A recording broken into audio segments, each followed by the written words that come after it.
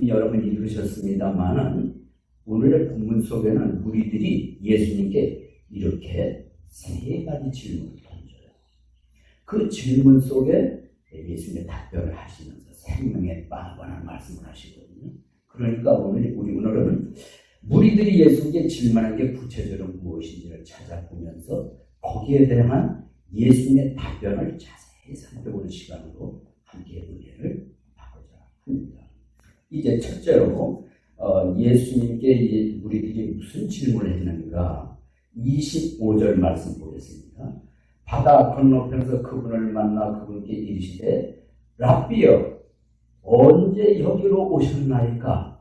언제 여기로 오셨나이까? 이 질문을 첫 번째로 예수님께 드리는 질문이 되겠습니다. 여러분, 무리들이 누구이며 도대체 이 질문을 어디에서 했을까요? 그리고 왜 이런 질문을 하게 되었을까요? 그 배경이 무엇일까요? 궁금하지 않으십니까? 우리 22절 이하를 쭉 읽어보면 이런 얘기가 됩니다. 여러분 기억하시는 대로 오병이어 기적이 일어났어요. 그리고 예수님이 무리들을 집으로 돌려보내셨습니다.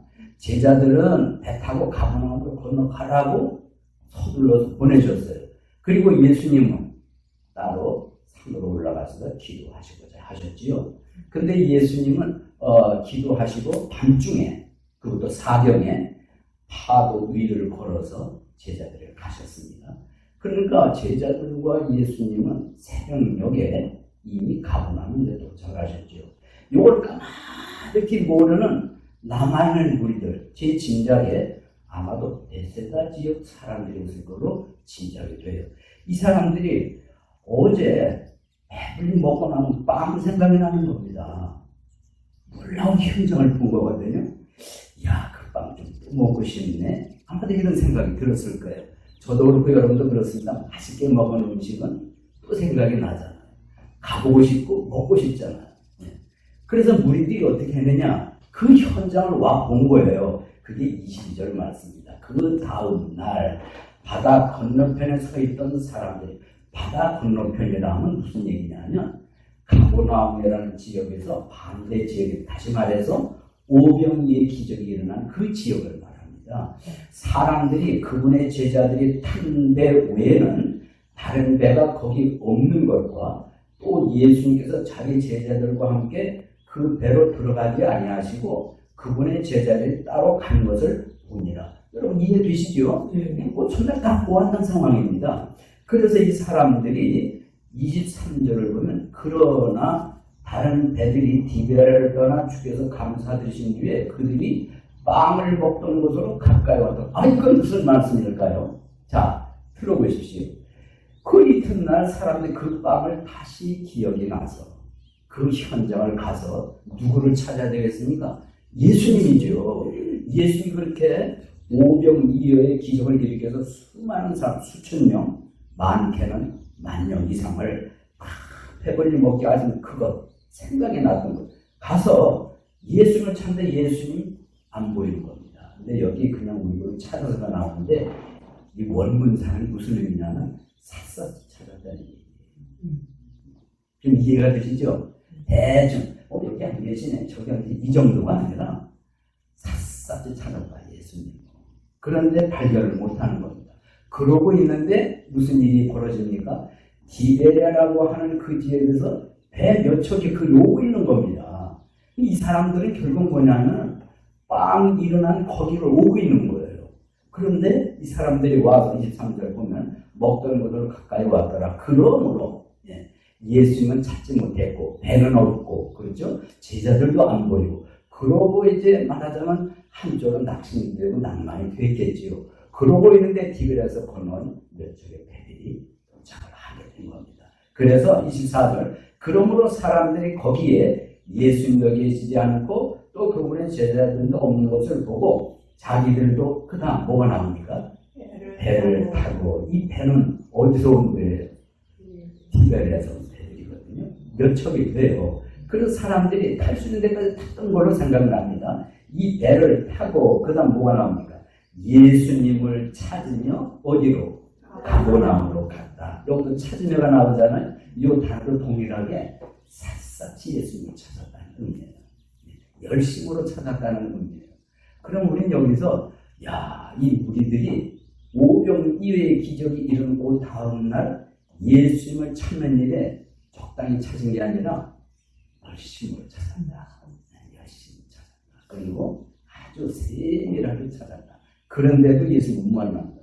결국 어디로 가느냐? 배를 타고 가버나움에 가서 예수님을 만나게 됩니다. 그때 만났을 때에 그 가버나움이 아마 좁게 말하면 회당이 있었던 것 같아요.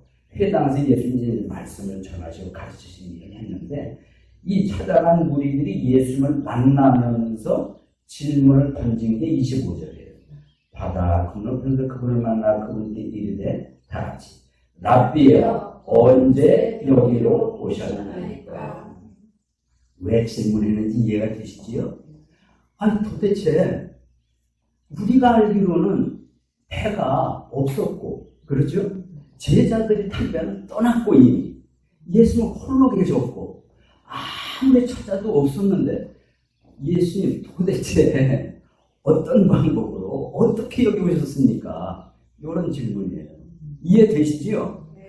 내가 그 현장에 있어 이건 풀리지 않은 수수께끼라. 배는 하나밖에 없었거든. 그건 제자들이 타고 갔고 배도 없었고 예수님 기도하고 계시는 걸로 알았는데 도대체 언제 어떤 방법으로 여기 오셨습니까? 이런 얘기거든요. 알 길이 있어요? 없지요. 이런 질문을 했으면은 예수님이 답변을 하셔야 되잖아요. 내가 어제 밤중에 풍랑이는 바다 위를 걸었거든. 그리고 제자들이 갔었다. 제자들이 굉장히 두려워 떨고 있었지. 내가 잠잠하게 가고 제자들하고 나하고 새벽녘 여기로 왔노라. 이렇게 해야 정식 답변 아니겠습니까? 근데 여기에 보면 그런 답이 안 나와요. 뭐라고 나옵니까? 26절. 예수님께서 그들에게 대답하여 이르시되 진실로 진실로. 여러분 진실로 의미 아시지요? 네. 사실을 강조하는 말이에요. 이렇게 진실로 진실로 강조하신 속에는 예수님이 말씀하시고자 하는 말씀의 무게가 대단하다. 그리고 질문한 사람들이 무언가 이게 지금 헛다리를 짚고 있다. 이런 차원에서 강조를 하시려고 나온 거거든요. 다시는 말씀 이어보겠습니다. 내가 너에게 이르노니 너희가 나를 찾는 것은 열심으로 이렇게 찾은 것은 무엇이다?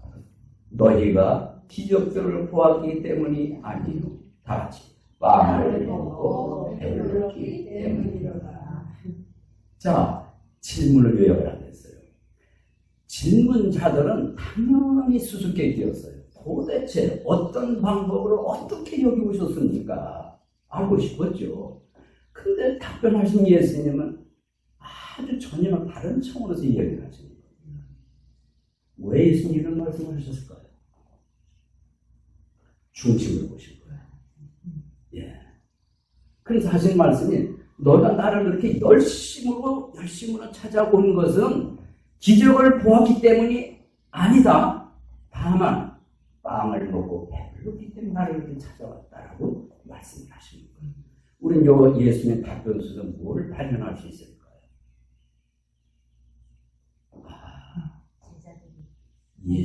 예수님을 찾아온 무리들이 그토록 열심히 찾고 건너편도 열심히 찾았어요. 배를 타고는 열심을 보였어요. 진짜 열심으로 찾았거든요. 근데 그 열심의 동기가, 열심의 목적이 예수님 말씀에 의하면 잘못됐대요. 뭐가 잘못됐냐?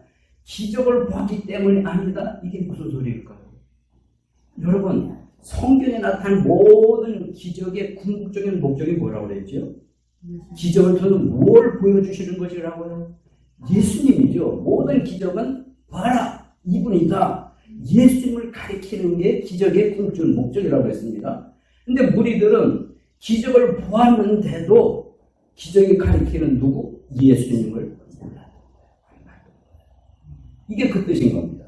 너희가 나를 찾아오는 것은, 그 열심으로 찾는 것은 기적을 보았기 때문이 아니라 먹고 배불렀기 때문이다. 아주 속 중심을 정확히 찌르는 거예요. 그러므로 우리는 이 말씀 속에서 열심으로 그렇게 찾아온 무리들이 동기가 목적이 잘못됐으니 예수님이 지적하셨다. 그렇다면 오늘날 교회에 나오는 사람 중에 혹은 예수님을 믿으려고 하는 사람 중에 그런 사람이 없을까요?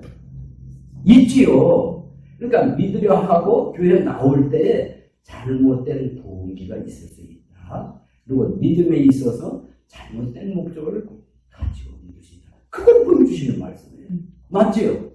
그럼 오늘날 구체적으로 어떤 게 그런 게 있겠습니까?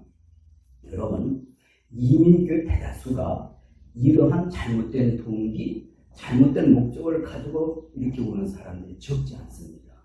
특히 규모가 큰 교회인 경우에는요, 사업처 오는 사람이 있어요. 사람이 많다 보니까. 요게 뭐겠어요? 오늘의 본문에 등장하는 잘못된 이유, 잘못된 동기, 잘못된 목적을 가지고 오는 사람들과 같다. 그럼 사업만 그럴까요? 아니죠. 사교 모임을 위해서 오는 사람도 있거든요. 이것도 잘못된 동기요, 잘못된 목적이다. 그 외에 뭐 이민 사회다 보니까 정보를 얻기 위해서, 그렇죠? 이것도 뭔가 하면은 성경 말씀이 조금 잘못된 동기가 될 수 있고 목적이 될 수가 있다. 그런 것을 본문에서 오늘 이 시대를 살아가는 저와 여러분이 오늘날은 이런 것이 이 무리에 속할 수가 있겠구나 하는 걸 우리에게 교훈적으로 보여주시는 말씀인 줄로 믿습니다. 자, 그런가 하면 오늘의 제목은 우문이 현답 속에 나타나는 무엇? 생명의 빵이라고 했어요. 첫 번째로 어리석게 질문한 게 무엇이다? 예수님, 도대체 언제 어떻게 여기 오셨나이까? 이거는 아주 어리석은 질문이었어요. 네. 자, 두 번째로 어떤 질문이었을까요? 이어지는 말씀을 보면 28절에서 말씀을 보겠습니다. 다 같이 있습니다. 그때 그들이 그분께 이르되 우리가 어떻게 하여야 하나님의 일을 하리까? 두 번째 질문이거든요. 그래서 두 번째 우문, 이게 어리석은 질문이라는 거예요. 그러면 이 어리석은 질문 두 번째 요약을 하면 무슨 얘기가 될까요? 28절에 우리가 무엇을 하여야 하나님의 일을 하겠습니까? 또는 무슨 얘기가 되는가 하면 무슨 일을 해야 썩지 않는 양식을 얻을 수 있습니까? 이런 얘기입니다. 예. 그러니까 두 번째 질문이 이런 내면 그러면 이런 두 번째 어리석은 질문을 왜 하게 되었을까요? 동기가 이제 그 앞절에 나오거든요. 이제 여러분께서 26절 말씀을 보겠습니다. 예수님께서 그들의 대답하여 이르시되 진실로 진실로 내가 너에게 이르노니 너희가 나를 찾는 것은 열심으로 찾는 것은 너희가 기적들을 보았기 때문이 아니요 빵을 먹고 배불렀기 때문이로다. 요 말씀으로 끝난 게 아니라 이어진 27절이 어리석은 두 번째 질문을 하게 된 이유가 됐던 겁니다. 27절 보십시오. 썩어 없어지는 양식을 위해 뭐하지 말고 수고하지 말고 영존하는 생명에 이르도록 항상 있는 그 양식을 위해 수고하라. 그것은 사람의 아들이 너희에게 주리니 그를 하나님 아버지께서 뭐 하셨느니라? 봉인하셨느니라. 요 말씀을 듣고 두 번째 어리석은 질문을 하게 됐던 겁니다. 그러면 예수님이 27절에 하신 말씀 요약하면 무슨 내용이 되겠습니까? 그 질문한 무리들에게 열심히 찾아온 무리들이 이런 얘기를 하시는 거예요. 너희들은 썩는 양식을 위해서 수고하지 말고 썩지 아니하는 영생의 양식을 위해서 그런데 그 양식을 인자가 준다. 여기서 인자는 누구이겠습니까? 예수님이죠. 그 썩지 않은 양식은 인자, 예수님 곧 내가 준다. 그런데 이 주는 것을 누가 봉인하셨냐? 하나님이 봉인하셨다는 거예요. 이 봉인하셨다는 말은 인자 대신 예수 그리스도가 썩지 않은 양식을 준다는 것을 하나님이 보증하셨다. 그런 의미의 말씀인 겁니다. 이런 내용을 들은 우리들이 가만히 생각을 해보니까 썩지 않은 양식을 위해서 수고하라고 그러니까 그러면 예수님 도대체 우리가 무슨 일을 해야 썩지 않는 양식을 얻을 수 있겠습니까? 라고 질문을 던진 겁니다. 이해되시죠? 이해되시죠? 썩는 양식 위해서 수고하지 마라. 여러분, 양식에는 두 종류가 있습니다. 하나는 썩는 양식, 다른 하나는 썩지 않는 양식입니다. 여러분, 대답 좀 해보세요. 썩는 양식은 뭡니까? 썩는 양식이 뭡니까? 육신을 위해서 먹는 모든 음식들은 썩는 양식이에요. 육신. 우리가 이 생 살아갈 때 이 육신이 있기 때문에 음식을 먹지 않으면 살 수가 없잖아요. 그런데 육신이 죽으면 음식 아무 소용이 없습니다. 마찬가지로 썩을 육신을 위해서 썩는 양식만을 위해서 수고하지 말고, 그렇죠? 네. 썩는 양식만을 위해서 수고하지 말고 썩지 않은 영존하도록 있는 생명 양식을 위해서 수고를 해라. 이 말씀을 하신 거거든요. 여러분, 이 말씀을 듣는 무리들이 이걸 잘 알아들어야 되는데 잘 알아듣지를 못해요. 여러분 잘 알아들으십니까? 아, 썩는 양식만을 위해서 수고하면 안 되는구나. 믿으세요? 네. 썩지 않는 양식이 있거든요. 그게 생명 양식입니다. 그 생명 양식을 예수님이 주신다고 말씀하셨어요. 그리고 예수님이 주시는 게 너무나 분명하고 확실하다는 것을 하나님이 보증하셨다라고 27절에서 말씀해 주셨습니다.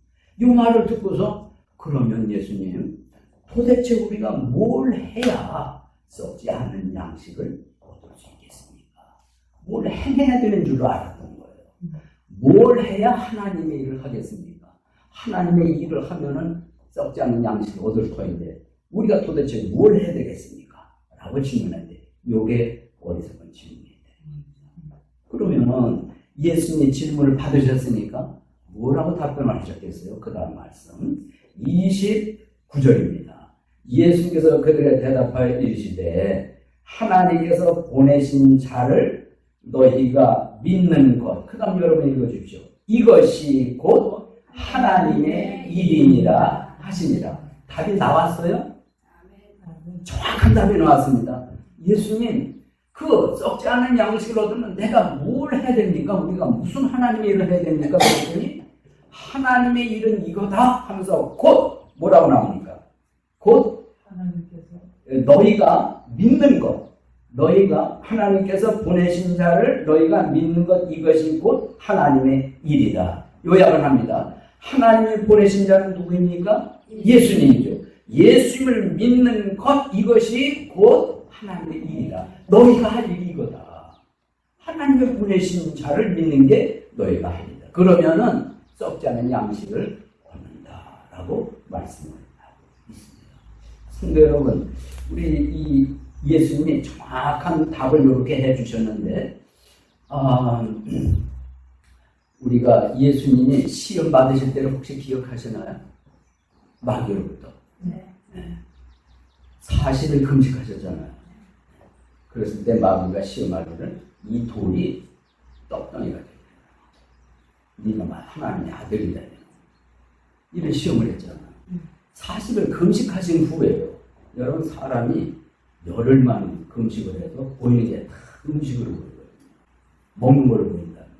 40일에 사실 이러한 연약한 상태에 있을 때 마귀가 와서 돌이 떡덩이가 되게 해라.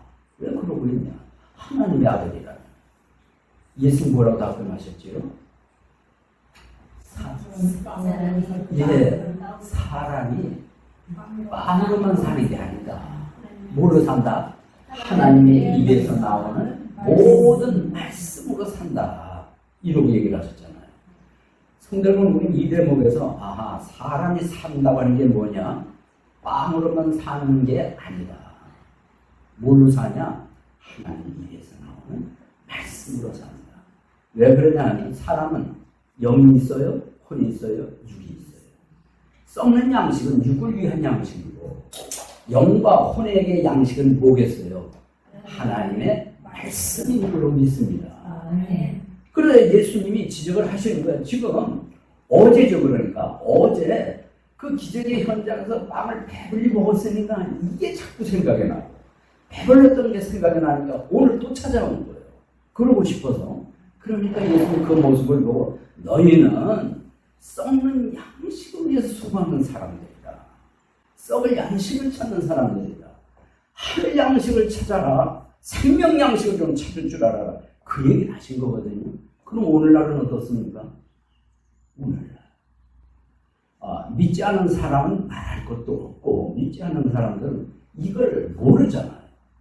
사람에게 영혼, 육이 있는데 육신의 양식만을 위해서 지금 허덕이면서 인생을 살아가는 거 아니에요? 그게 나쁘다 이게 아니라 그것만 위해서 수고하지 말고 영혼을 위한 생명 양식을 위해서 수고 좀 할 줄 알아라고 말씀을 하신 거예요. 그렇기 때문에 불신자는 말할 것도 없지만 오늘날 이미 그리스도인이 된 사람 중에도 적지 않은 수가 썩을 양식만을 위해서 수고한대요. 영혼을 위한 양식에 대해서는 관심이 적다. 이 말씀이 이 시간 저와 여러분에게 교훈이 되어야 할 줄로 믿습니다. 우리가 일체 양식을 적당히 골고루 먹어야 되는 것처럼 그래야 건강하잖아요. 마찬가지로 우리 영혼을 위한 양식도 먹을 수 있어야 되고 적당히 먹어야 되고 규칙적으로 먹어야 되잖아요. 그래야 영혼이 튼튼하고 우리 믿음 생활이 하나님 보실 때 건강한 모습으로 살아가게 되는 줄로 믿습니다. 그런데 육신의 양식은 뭐 어쨌든 때가 되면 요즘 제가 그래요. 때가 되면 어쨌든지 한 사람 보고 차리라고 그러거든요. 매우 미안해서 그래요. 사무실이 소리 좀 안 듣고 싶은데 계속 자꾸 그냥 안 먹으면 배고프고 배고프면 힘이 없으니까 그래서 요구를 하잖아요. 그런데 영혼 배고픈 거는 느끼질 않아요. 그러지 말죠. 오늘의 말씀 구원받은 성도가 세계하는 말씀인 줄로 믿습니다. 우리 영혼의 양식을 위해서 뭐하자? 수고하자. 저절로 오는 게 아니에요. 수고를 해야 됩니다. 그 수고가 뭐겠어요? 예배 시간에 와서 듣는 거, 오는 거 수고지요. 그리고 말씀을 펼치는 거, 읽는 거 수고지요. 저절로 들어오는 게 아닙니다. 들어야 되죠. 찾아야죠. 읽어야죠. 때로는 자세히 살펴보는 거죠. 연구하는 거죠. 묵상하는 거죠. 때로는 암송하는 거죠. 이게 다 무엇인가? 내 영혼의 생명 양식으로서 수고하는 일인 줄로 믿습니다. 수고를 하자는 거예요. 믿으면 아멘. 오늘의 말씀이 그와 같은 교훈을 여러분에게 주신 줄로 믿습니다. 말세가 되면 아모스 선지자가 외쳤지요? 먹을 것이 없어서 굶주림이 아니다. 마실 것이 없어서 기갈이 아니다. 하나님의 말씀을 듣지 못한 기근이라고 말씀드렸지 않습니까? 말세가 되면 사람들이 바빠요. 정말 바쁩니다. 그렇기 때문에 우리 영혼의 양식을 찾는 수고, 읽는 수고, 듣는 수고, 그리고 연구하는 수고, 묵상하는 수고 할 틈이 없는 거예요. 그러다 보니 우리의 영혼이 약해지는 거예요. 무기력해지는 거예요. 속사람이 강건해야 할 줄로 믿습니다. 그래서 우리가 기도 제목을 낼 때도 영육간의 건강, 무슨 소리겠어요? 육체도 건강해야 되지만은 우리 영혼도 건강해야 된다라는 의미의 말씀을 주신 줄로 믿습니다. 그래 우리가 예배당 올 때 우리 교회는 주로 예배당에 성경책이 비치가 되어 있어요. 네. 그러니까 거의 휴대하는 일이 적습니다. 그러나 여러분 성경을 할 수 있는 대로 휴대하시기를 바라고 집에서도 열심히 일하시고 육신의 양식에 위해서 열심으로 수고하시고 아울러서 우리는 내 영혼 건강 관리를 위해서 말씀을 펼칠 수도 있어야 돼요. 읽을 수도 있어야 되고 그리고 묵상도 하는 이런 시간을 가지면 틀림없습니다. 이 말세지만 살아가는 그리스도인으로서 건강한 삶이 될 줄로 확신합니다. 네. 자, 이렇게 해서 우리들이 예수님께 어리석은 질문 두 가지가 끝났어요. 그렇죠? 첫 번째 무슨 질문? 예수님 도대체 언제 오셨습니까? 두 번째 어리석은 질문.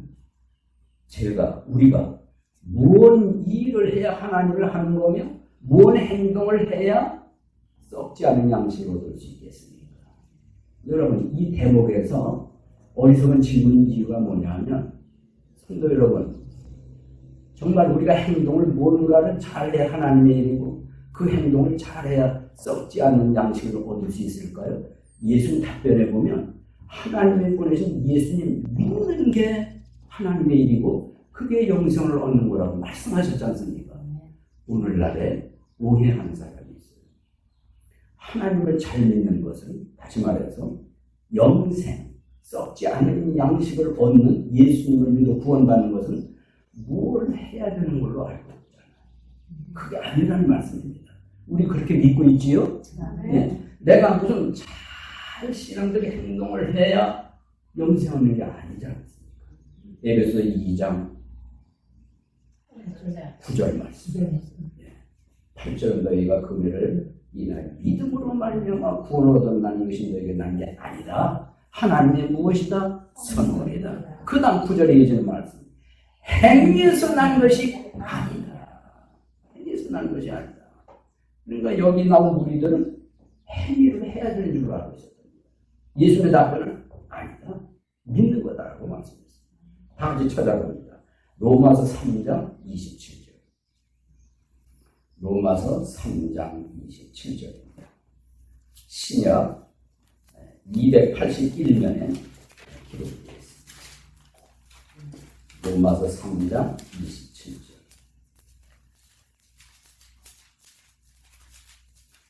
네, 찾으셨으면 우리 다 찬송으로 읽어보십니다. 로마서 몇 장? 3장 27절 말씀. 다 함께 시작. 그런즉 자랑할 것이 어디 있느냐? 있을 수 없느니라. 무슨 법으로냐? 행위의 법으로냐? 아니라 오직 믿음의 법으로냐. 확실하잖아요. 분명하잖아요. 오늘 본문에 등장한 무리들은 예수님, 제가 뭔 행동을 하여야 생명의 양식을 얻을 수 있겠습니까? 예수님 답변은 하나님이 보내신 자를 믿는 게 하나님의 일이고 그걸로만이 생명의 양식을 얻는다. 여러 성경 구절을 동일하게 행위는 아니다. 믿음이다. 오직 믿음이라고 말씀을 가르쳐주시고 있습니다. 요약하겠습니다. 무리들이 우문 현답 속에 나타난 생명의 빵 두 가지 어리석은 질문을 보았습니다.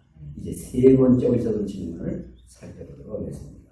세 번째 어리석은 질문은 이제 몇 절에 나와 있습니까? 30절입니다. 오늘의 본문 30절 다 같이 보겠습니다. 그러므로 그들이 그렇게 이르되 그러면 선생님께서 우리에게 무슨 표적을 보이사 우리가 보고 선생님을 믿게 하시겠나이까? 선생님은 무슨 일을 행하시나이까? 세 번째 어리석은 질문, 여러분이 좀 한번 요약을 해보세요. 무슨 내용입니까? 예, 표적이죠. 표적을 구하고 있어요. 아니, 이렇게 세 번째 어리석은 질문을 요약을 하면 선생님을 믿을 수 있도록 그러면 믿을 만한 좀 표적을 보여주십시오. 이런 얘기거든요. 이게 어리석은 질문입니다. 왜 이런 질문을 하게 되었을까요? 그럼 앞에서 설명된 거예요. 다 그걸 듣고 이제 오해하기를 그러면 믿으라고 했으니 믿을 만한 표적을 좀 보여주시오. 선생님은 무슨 표적을 행하십니까? 라고 질문을 던졌습니다. 여러분 좀 고개가 갸우뚱해지지 않습니까? 왜 이런 질문을 하지? 왜 이렇게 어리석은 질문을 하지? 그런데 이렇습니다. 예수의 표적을 안 보이셨나요? 보여주셨잖아요. 언제? 어디에서? 여러 번. 자, 구체적으로 10번 좀 해봅시다. 우리 답답하니까. 네. 여러분 혼인잔치에서 우리 포도즙으로 바뀌는 표적 보였잖아요. 그걸로 끝났으면 아니죠. 귀족의 외아들이 열병으로 죽어가는 거 살려주셨잖아요. 그 다음에 자그만 지 38년입니다. 38년 된 난치병 하는 사람은 고쳐주셨잖아요. 거기다가 시간 여러분 어제 무슨 일이 일어났어요? 오병이어의 기적을 보여주지 않았습니까? 물론 바다 위로 걸어가는 사람들이 못 봤지만은 이렇게 표적을 보여주는데도 이거를 안 믿고 또 다른 표적을 보여달라는 거예요. 그러면서 인용을 하는 겁니다. 기록된 바. 그 다음으로 들어보십시다. 31절. 기록된 바. 여러분 이게 무슨 의미가 있냐면요. 기록된 바라면서 이렇게 말을 한 것을 보면은 질문을 하는 사람들이 적어도 성경을 아는 사람들이에요. 그러니까 서기관들일 수 있고 지도자가 될 수 있는 겁니다. 그러니까 뭔가 좀 안다고 하는 사람들이 성경을 인용을 했는데 어디 구절을 인용했냐? 그 시편에 있는 말씀을 인용을 했습니다. 시편 78편에 있는 말씀을 인용을 하게 된 겁니다. 자, 그러면 그 내용이 뭐냐면 31절 그가 그들에게 하늘부터 빵을 주어 먹게 하였도다 하는 것 같이 우리 조상들은 사막에서 만나를 먹었나이다. 자, 제가 설명 좀 드리겠습니다. 아니, 생명양식을 얻으려면 믿으라고 하는데 그럼 선생님은 그걸 믿을 수 있도록 무슨 표적을 보여주시겠습니까? 그래서 인용하기를 우리 조상들은 광야를 지나갈 때 만나를 먹었습니다. 놀라운 표적 아닙니까? 그러면 적어도 이런 표적을 보여줘야 되지 않습니까? 이런 내용이거든요. 그래서 성경 구절까지 인용하는 거예요. 자, 우리들 입장에서 보면 뭐 나름대로 이 정도면 뭐 하면서 자신 있게 질문했겠지만 예수님 입장에서는 무슨 질문이에요? 참 어리석은 질문인 거예요. 그래서 이런 질문에 대하여 이제 우리 그 다음 32절 말씀을 보겠습니다. 그때 예수님께서 그들에게 이르시되 진실로 진실로 내가 너에게 이르노니 모세가 너에게 하늘로부터 그 빵을 주지 아니하였느니라. 지금 무리들은 어떻게 이해하고 있나요? 모세가 준 줄로 생각하고 있는 거예요. 모세가. 그런데 예수님은 모세가 준 게 아니라 오직 내 아버지께서 너희에게 하늘로부터 무슨 빵? 예, 그냥 빵이 아닙니다. 참빵을 주시나니 이렇게 예수님이 그 질문에 대한 답을 하시게 됐습니다. 자, 유대인들이 표적을 구했습니다. 예수님 보고. 구하는데도 또 구하고 있어요. 그래서 유대인들 민족적으로 특성이 이거예요. 유대인들 민족은 표적을 구하는 특성을 가지고 있습니다. 한국 사람들은 기복적인 특성을 가지고 있습니다. 그럼 헬라인들은요? 지혜를 구하는 특성을 가지고 있습니다. 그게 어디 그런 구절이 있습니까? 고린도전서 1장을 찾아보겠습니다. 한번 찾아보지 나갑니다. 다 같이 고린도전서 1장 22절. 고린도전서 1장 22절. 자, 찾으셨지요? 자, 제가 읽습니다. 유대인들은 표적을 요구하고 그리스인들은 지혜를 추구한다. 이게 민족적인 특성이 되는 거예요. 유대인들은 자꾸 뭘 보이는 표적을 구해요. 근데 헬라, 그리스 사람들은 지혜를 그렇게 찾는 거예요. 그래서 그 시대적으로 보면 지혜로운 걸 많이 추구를 했죠. 그 다음에 23절. 우리는 십자가에 못 박히신 그리스도를 선포하노니 그분은 누구예요? 예수님은 유대인들에게는 걸려 넘어지게 하는 것이요 그리스인들에게는 어리석은 것이로되. 24절. 부르심을 입은 자들에게는 유대인들에게나 그리스인들에게나 그리스도는 하나님의 권능이시요 하나님의 지혜이시니라. 우린 이걸 믿습니다. 자, 유대인은 자꾸 뭘 보이는 표적을 구해요. 헬라 사람들은 지혜를 구해요. 그런데 사도 바울이 하는 얘기가 뭡니까? 우리는 십자가에 못 박힌 예수 그리스도를 전한다. 그런데 이분을 자랑한다. 왜? 이분이 구원을 주시는 능력이고 생명빵, 생명의 양식을 주시는 분이기 때문에 십자가에 못 박힌 예수 그리스도를 우리는 전하고 우리가 증거한다라고 말씀을 했습니다. 오늘의 본문도 똑같은 내용의 말씀이 되는 것입니다. 성도 여러분, 우리가 뭘 보고 믿는 것은 진짜 신앙이 아니에요. 안 보고 믿는 게 진짜 신앙입니다. 그런 차원에서 오늘 이 자리에 계신 여러분 대다수는 참 여러분 믿음이 대단하세요. 예수님 보셨어요? 안 보셨잖아요. 십자가에 달린 거 보셨어요? 안 보셨잖아요. 부활하신 거 보셨어요? 못 보셨잖아요. 그런데도 믿잖아요. 대단한 겁니다. 대단한 겁니다. 이렇게 믿을 수 있었던 것은 성령님이 우리를 도와주셔서 믿어지게 하는 걸 어떻게 해요? 그래서 기쁨을 어떻게 해요? 할렐루야. 그래서 예수님 믿을 만한 표적을 보여주십시오. 모세는 이렇게 했습니다. 여러분 생각 좀 해보십시오. 이스라엘 백성들이 사막에서 먹을 게 뭐가 있습니까? 죽겠다고 아우성이니까 모세가 하나님께 기도를 했더니 하나님이 하늘에서 만나를 내려주셨는데 자그마치 몇 년 동안? 40년 동안. 그러니까 이 이스라엘 백성들은 40년 동안 만나를 먹은 이 경험이 대단했던 거예요. 놀라운 경험을 한 거거든요. 그런데 오늘 예수님이 그걸 설명을 하시는 거예요. 그 만나는 모세가 준 게 아니다. 오직 하나님이 하늘에서 내려주신 것이다. 그러면서 하나님이 내려주시는 것은 그때 당시에는 육체를 위한 양식이었지만은 지금은 참빵이다. 생명 양식이다. 하나님이 하늘에서 내려주신 만나처럼 하나님이 나를 하늘에서 내려 보내셨다. 그 얘기를 예수님이 답변하십니다. 이렇게 설명을 하면 우리들이 알아차려야 되잖아요. 이해해야 되잖아요. 이야, 저는 이해합니다. 나중에 다음 주에도 말씀드리겠지만 내 살이 참된 양식이고 내 피가 참된 음료라고 말씀하셨잖아요.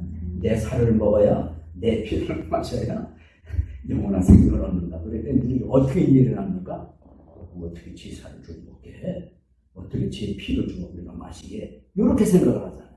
어리석으면 앞으로 계속 이어집니다. 근데 우리는 그렇게 이해하는 게 아니라 아하, 예수님의 살은 십자가에서 찢기우시는 살을 말하는 것이고 피는 흘리시는 피지 그걸 믿으면은 생명의 양식을 얻는 거고 영원한 생명을 얻는 거죠. 우리는 이렇게 믿잖아요. 이게 바른 믿음이라 이런 말씀입니다. 그래서 이러한 어리석은 질문에 대한 답변을 드린 무리들이 이렇게 표현을 합니다. 그 다음 말씀을 보겠습니다. 33절 하나님의 빵은 하늘로부터 어떻게 와? 내려와. 근데 여러분 요한복음 6장을 자세히 읽어보면 하늘로부터 내려와가 몇 번 나와요. 의미가 있는 말씀입니다. 하나님의 빵은 하늘로부터 내려오는 거지 땅에 있는 게 아니다. 하늘로부터 내려와 세상에 생명을 주는 잔이다. 어떤 물질적인 빵을 말하는 것이 아니라 인격적인 예수 그리스도를 말씀하는 거거든요.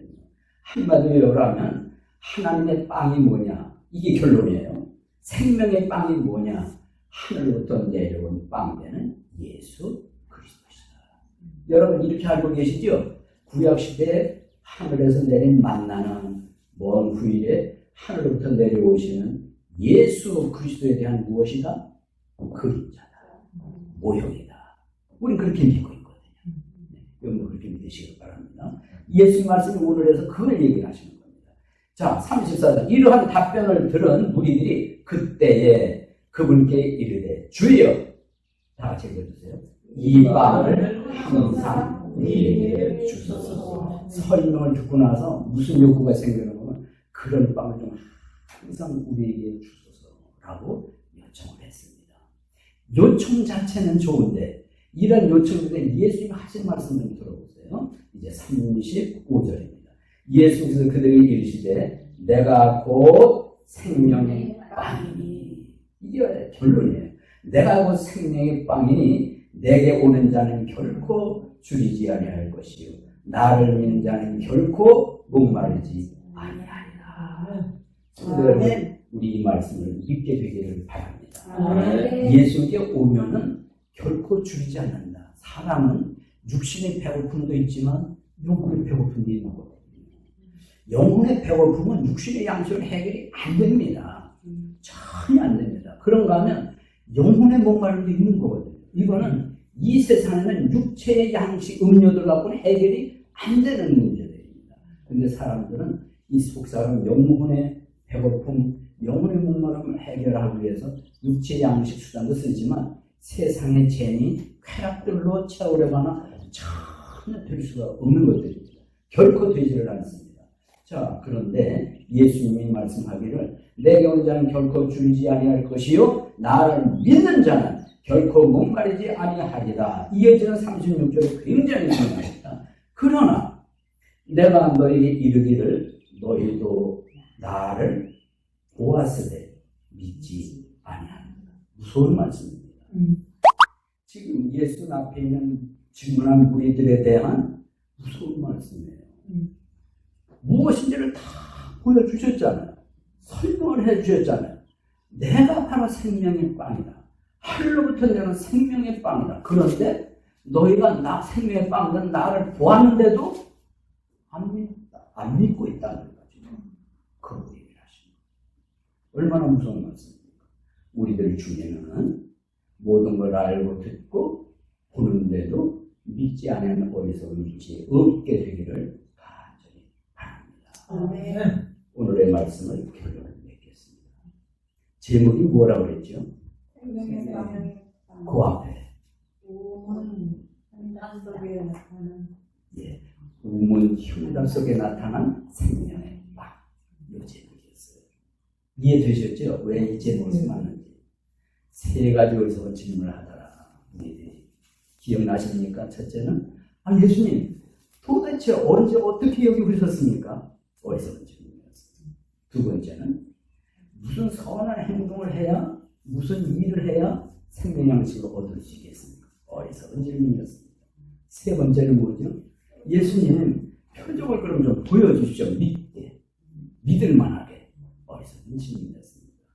세 가지 어리석은 질문에 대한 예수님의 답변은 하나하나 생명력있는 말씀이었고 우리의 꼭 붙잡아야 할 말씀이었습니다. 그런 의미에서 이제 교훈적으로 우리가 정리할 것은 잘못된 열심 가지고 예수님을 찾은 걸 지적을 하신 예수님처럼 오늘날의 잘못된 동기, 잘못된 목적을 가지고 찾아오는 사람을 우리가 어떻게 해야 되겠어요? 바르게 안내, 인도하는 자세를 가져줄 믿고요. 그 다음에 또 하나 오해하지 말아야 될 것은 선한 행위가 종교적 열심이, 노력이 이게 생명 양식을 얻는 게 전혀 아니라는 거. 오직 믿음이라는 거. 이걸 우리 가슴에 더 새겨할 줄로 믿습니다. 끝으로는 이미 우리가 생명 양식, 생명의 빵을 우리가 믿었으면 이 땅 머물러 있는 동안 육체의 썩을 양식을 위해서만 수고하지 말고 영혼의 배부름을 위해서 수고를 하자. 이 말씀을 교훈적으로 여러분의 마음에 새기셔야 할 줄로 믿습니다. 여러분들이 결심하시겠습니까? 내 속사람의 건강, 배부름 이를 위해서 수고가 필요하다는 것, 일이 필요하다. 육체 일만 필요한 게 아니라 이 일도 필요하다. 그래서 우리가 균형 있는 삶을 살려고 할 것 같으면 육체와 영혼 관리를 잘 해야 할 줄로 믿습니다. 이게 지혜자인 줄로 믿습니다. 그런 차원의 우리는 우리 찬송가 속에 나타난 우물가의 여인처럼 나는 구했네. 헛되고 헛된 것들을 우리가 구하지 않았습니까? 주님 나를 채워주소서, 나의 삶의 잔을 채워주소서, 하늘 양식을 채워주소서. 이러한 우리 마음속에 간절함을 담은 이 찬양을 다 같이 일어나서 부르도록 하겠습니다.